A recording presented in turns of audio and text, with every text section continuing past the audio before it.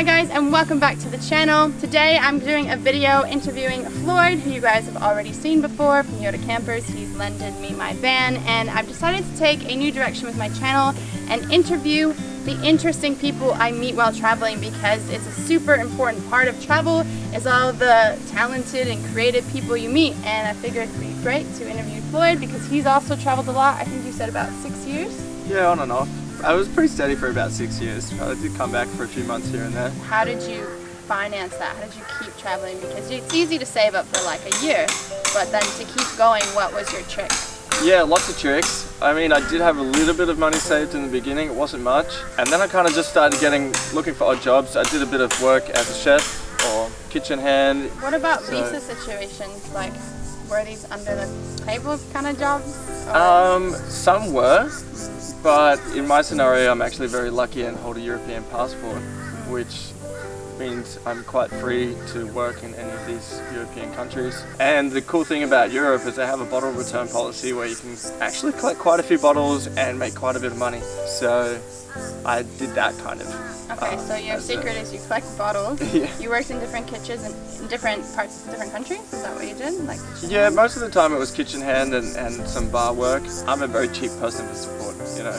At that time it was like rice and cheeseburgers. I don't need luxury. I was skateboard, basic clothes. I was pretty happy. But all around Europe, the bottle trick, it might seem like, you know, but you collect 5 bottles and you go get yourself a burger from a cheeseburger from McDonald's. Just glass bottles?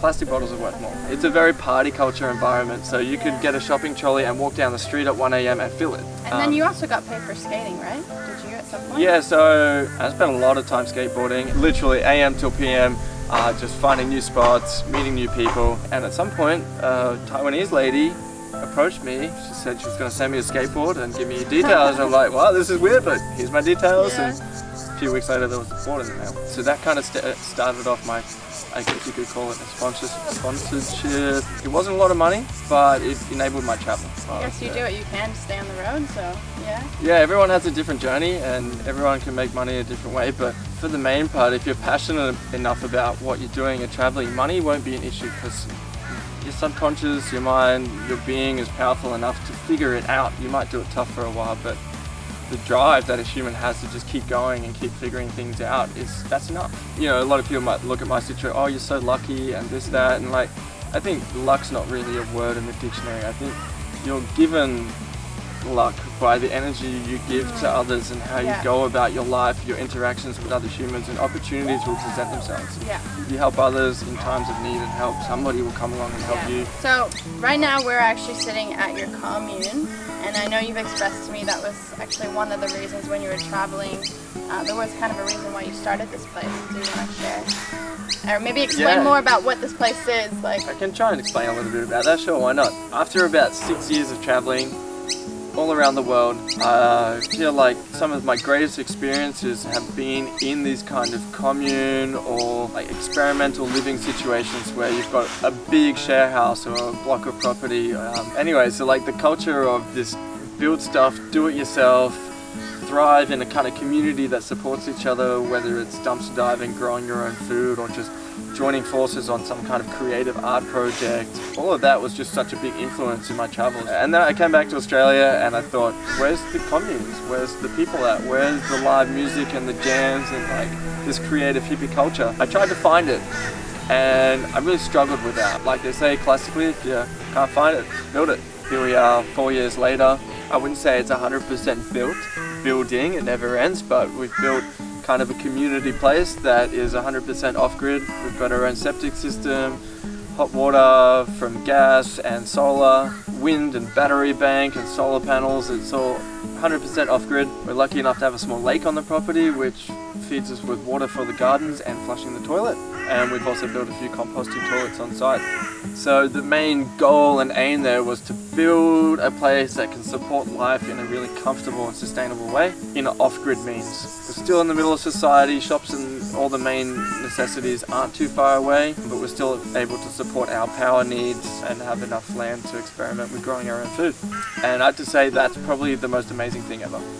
Like the whole town will lose power. Street lights are off, whatever, somebody hit a power pole or a storm knocked everything flat, we don't even notice. When those kind of things happen, you realize like you is so good to be self-sufficient, to take care of yourself, the environment around you that takes care of you, and walking into the garden to pick a few pumpkins and some beans and chilies and whatever it is and make a big pot and then share that with the people around you is like, it's a powerful thing. It's like a return of energy. When you start traveling solo, you realize how important it is. You're in a new country, you're by yourself. Where do I meet people? How do I meet people? Where's the cool shit? What am I doing? Building a place like this, it's like giving back to exactly that, where people can come here, they can meet myself, they can meet other people at the commune.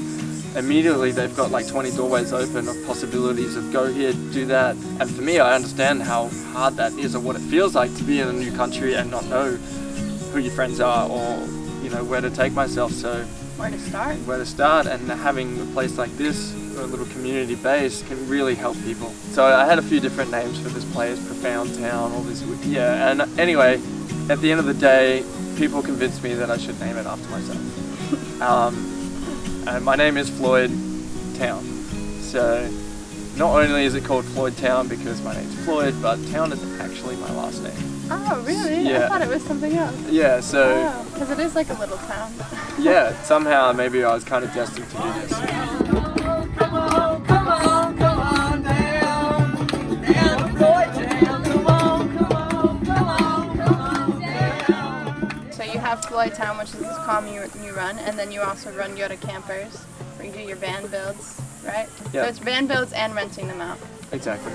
Why did you stop traveling? You stopped traveling because you ran out of money? Yeah, pretty much. Okay. But there was more to that. Actually, like, I kind of stopped traveling because I was tired. Traveling's fun, and it's great, and everyone sees kind of your social media posts of how fucking brilliant everything is. But, like, people don't see the downsides. Yeah. You know, people share positivity on social media, and they're just snippets of you having the best time. Yeah. But in and around that, there's a lot of dark stuff. Yeah. There's you getting robbed. Yeah. There's you losing your money. There's you running for your life. There's you in a car accident. There's you missing planes and getting tickets messed up and costing you a lot of money. The whole experience was great. But after 6 years or so of traveling, like, my body was worn out. My mind was exhausted. I was sick of carrying a heavy backpack everywhere. You get to this point where you're not excited to be at the next hostel, and you're not ready to, like, woo, adventure. Your friends thing too, like, sick of not having a solid friend that's just there. Having to, I'm alone, like, now I gotta have enough energy in me to speak a weird language or whatever to try and make another friend, and then feel comfortable around that new friend that they got my back and we trust each other and everything's cool. And that's hard. So I'm so happy you're talking about this, because this has been my, like, issue. I'm like, do I want to stop traveling? But then again, I don't, and like, that's kind of why I take so long everywhere I go, and I don't even go see all the sites. Like, I've been here in Sunny Coast for 3.5 months. I haven't even been to the new pools. I haven't been to the main attractions because I'm just kind of like, I've done that. Like, I want to make relationships. Like, I'm tired. Yeah, it's that you're tired of going to a country like, all right, what's the sights to see? Yeah, I'm like, I don't care anymore. Let's make the same small talk 100 times today and ask the same questions. And I mean, it's great, but it's bloody tiring. Yeah. At some point, you kind of feel like you want something real in a different sense, like stable relationships, people around you that you feel comfortable with, like family you can know and trust. And when you're traveling, you always have to have some sort of fierce boundaries. Yeah. Because you're in a place where you don't know too many people. You could get ripped off. You could get robbed.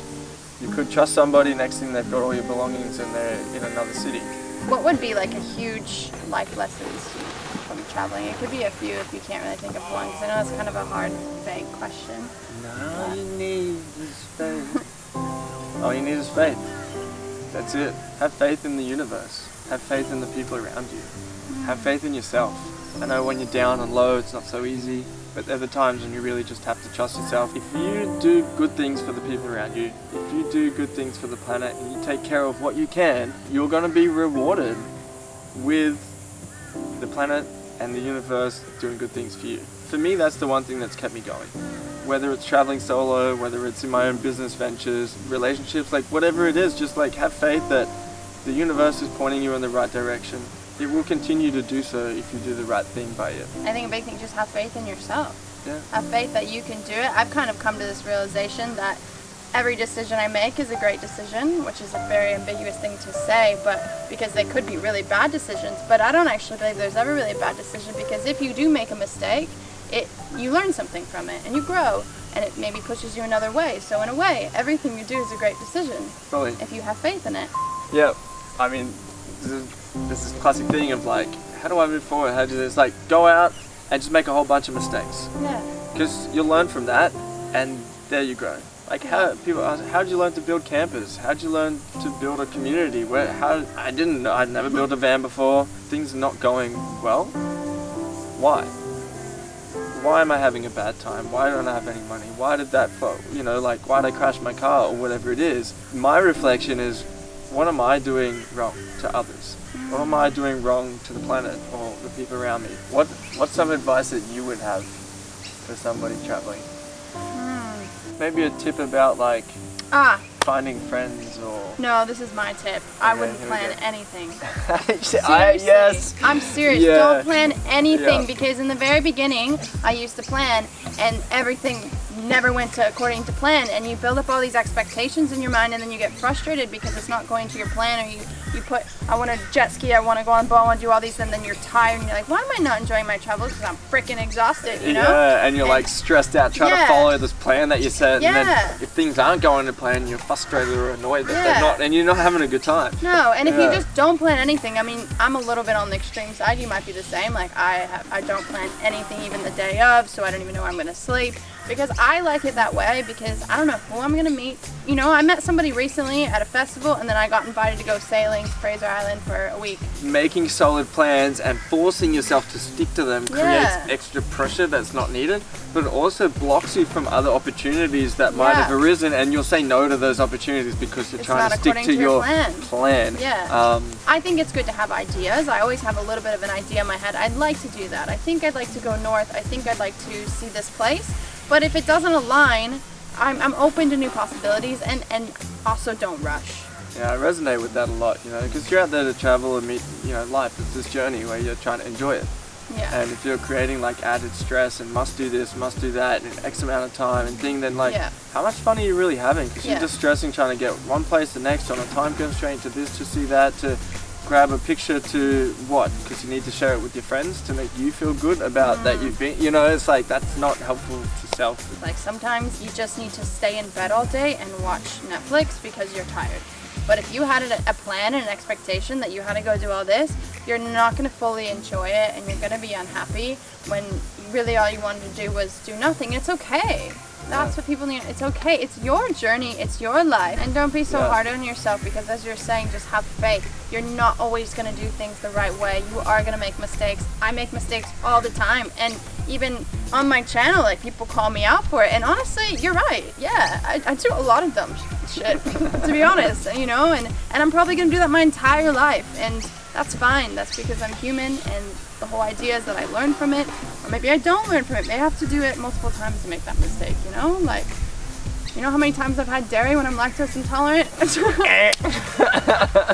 Thanks for hearing out our insight and giving us a few minutes to see what our lives have been about and how that may impact yours. Poppy is such an amazing person, and I'm really glad to have met her. Open book, smiling character, just giving energy of whatever her experiences have been, and I'm sure she'll reply to your comments. If you're interested in any of the things that I've talked about, whether it's businesses or mindset or life goals or whatever it is, like, send me a message, make a connection. Come to FloydTown if you're in the area. Come and visit. Yeah. If you're in Australia, if you're in Brisbane. And if you want a van build, I'm definitely, when I buy another van, I'm coming to you and we're going to build the van. I'll help you build the van. So you might see that as well. And yeah, maybe we'll make some more videos in the future. And as always, you own the adventure. It's backwards though, because it's mirrored, right? Well then, I don't know. No, it has to be see-through, so because it's mirrored, right? I don't know. No, it's not. Okay, let's end it on that. Vem mais uma vez, deixa que é como dançar. Se entregue de uma vez, na dança se deixa levar.